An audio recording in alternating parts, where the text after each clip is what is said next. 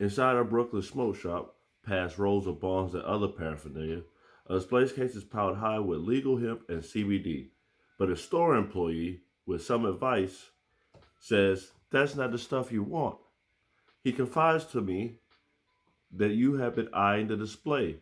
Unprompted, he reaches behind the counter and, idly musing, he tells me, "You look like a cop," and produces a plastic shopping bag containing what he says are genuine marijuana gummies straight from California.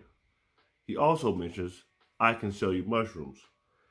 It's been a familiar scene in New York City. The state legalized adult use marijuana more than a year ago, but has yet to issue a single dispensary license.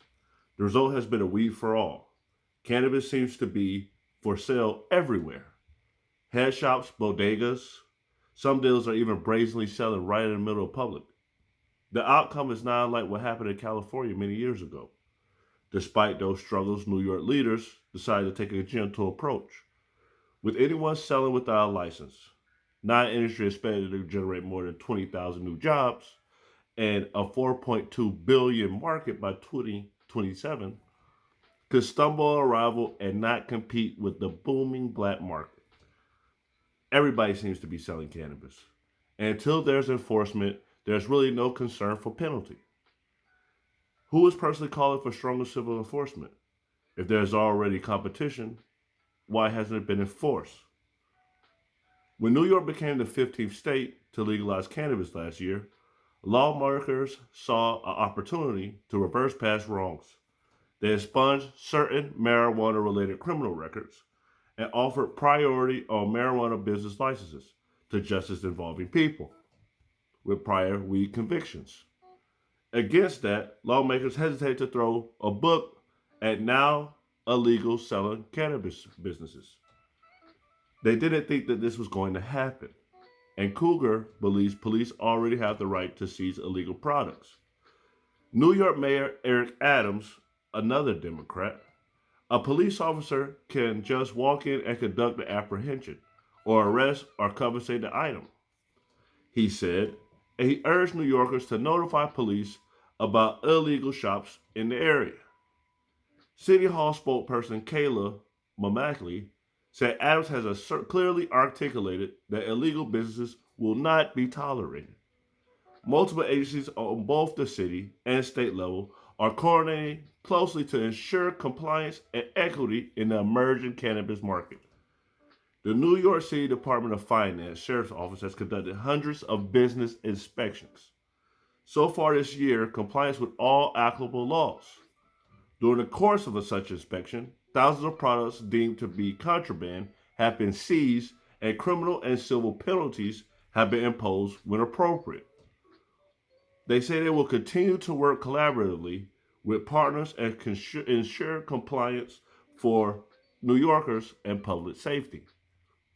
Earlier this year, a bill stalled in Albany that would have strengthened penalties for illicit cannabis sales that are measured and now new criminal penalties. Many stores selling unregulated cannabis products are already licensed to sell alcohol, tobacco, and lottery tickets. Governments could revoke offending stores and take their licenses. Adams confiscated 19 trucks that were illegally selling cannabis. The alleged violation, selling edibles and other food products without proper city health department permits. Some smaller businesses were sent cease and desist letters to 52 retailers across the state. But the recent enforcement push may not be enough. It has blunted the sales of cannabis, and the illegal market has been the hugest impact. They believe that they are approaching a point of no return, and medical and adult use cannabis companies who operate in New York are asking regulatory negotiations to continue. In a statement, OCM spokesperson Aaron Gitmo said the agency has maintained an open line of communication with law enforcement and other government entities, from the town of Chickamauga to the city of New York. This activity has included the seizure of products, the issuance of cease and desist letters, and removal of trucks used to sell illicit use of cannabis. Further complicating matters, New York consumers have become accustomed to the illicit market, and the state needs to persuade them to switch over to regulated weed if it wants the legal industry to succeed. Illegal shops can sell at significantly lower prices. They don't pay taxes and licensing fees, and wares are often sourced from states with cheaper production costs.